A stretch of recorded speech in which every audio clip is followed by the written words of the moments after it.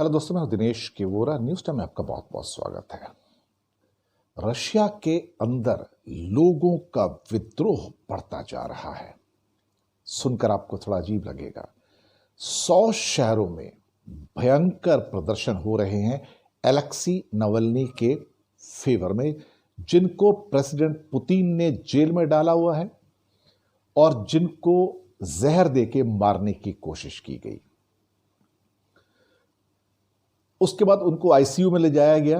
ICU में ले जाने के बाद जो डॉक्टर उनका इलाज कर रहा था, उसको भी अंदेशा है कि पुतिन ने जहर देकर मरवा दिया। पुतिन के ऊपर दरअसल ये बहुत सारे ऐसे इल्जाम है कि वो अपने जो भी विरोधी होते हैं उनको जहर देके मरवा दिया करते हैं। और ऐसी एक नहीं, पिछले कई सालों में बहुत सारे ऐसे तथ्यों के साथ मौतें निकल कर आई हैं, जिसमें यह बताया गया कि जिसने उसका विरोध किया या करने का कोशिश किया, उसको अरेस्ट कर लिया गया और जहर देकर मार दिया गया।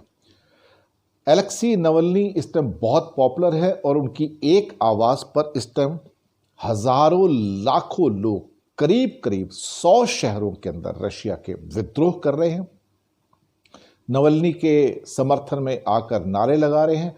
और पुलिस ने हजारों लोगों को अरेस्ट करके रशिया के अंदर जेलों में डाल दिया है। 100 से ज्यादा शहरों के अंदर जेलें भर गई हैं, वहां लोगों को रखने की जगह नहीं है। खबरें अब निकलकर आनी शुरू हो गई हैं। दरअसल रशिया हमेशा से ही एक तानाशाह और डिक्टेटरशिप कंट्री रहा है।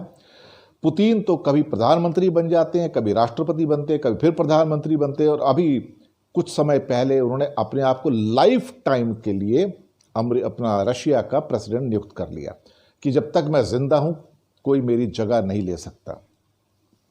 दरअसल ये चीजें सभी तानाशाह करते हैं। जीपिंग जो है चाइना के, उन्होंने भी अपने आप को लाइफ टाइम के लिए डिक्लेयर कर दिया चाइना का प्रमुख, देखा जाए तो। लेकिन रशिया में जो हो रहा है, जो विद्रोह है, ये गजब का विद्रोह है। ये एक बार फिर उसी मोड़ पर आके रशिया खड़ा हो गया जहां एक जमाने में गोर्बाचेव के जमाने में सोवियत यूनियन खड़ा हुआ था और जहां पे सोवियत संघ के कम से कम 20 टुकड़े हो गए थे। दरअसल ये एक आम कहानी है। जब भी किसी देश में कोई तानाशाह होता है, वो देश हमेशा टूट जाता है। चाहे जर्मनी के एग्जाम्पल लो, दुनिया में भरे पड़े एग्जाम्पल। ईस्टर्न यूरोप के अंदर बहुत सारे ऐसे देश थे जिनके ऊपर तानाशाही शक्तियों ने शासन किया, चाहे वो चेकोस्लोवाकिया था, रोमानिया था, यूगोस्लाविया का मार्शल टीटो थे, या फिर और कई देश थे। जर्मनी भी टूटा, या सोवियत संघ टूटा, सूडान टूटा, इंडोनेशिया भी टूट गया। दरअसल हमेशा जब भी पब्लिक का दमन होता है और पब्लिक को दबाने की बात होती है, तो फिर उसका जो परिणति होती है, जिसका जो फल होता है, उसका रिजल्ट होता है, देश का टूटना होता है। 1971 में पाकिस्तान भी इसलिए टूटा कि बांग्लादेश के ऊपर उसने जो दमन किया था, उसकी वजह से बांग्लादेश भी आज़ाद हुआ था। तभी ये पुरानी कहानी है तानाशाही देशों की, और जो उसका जो परिणाम होता है वो सिर्फ टूटना ही होता है, इसके अलावा और कुछ नहीं होता।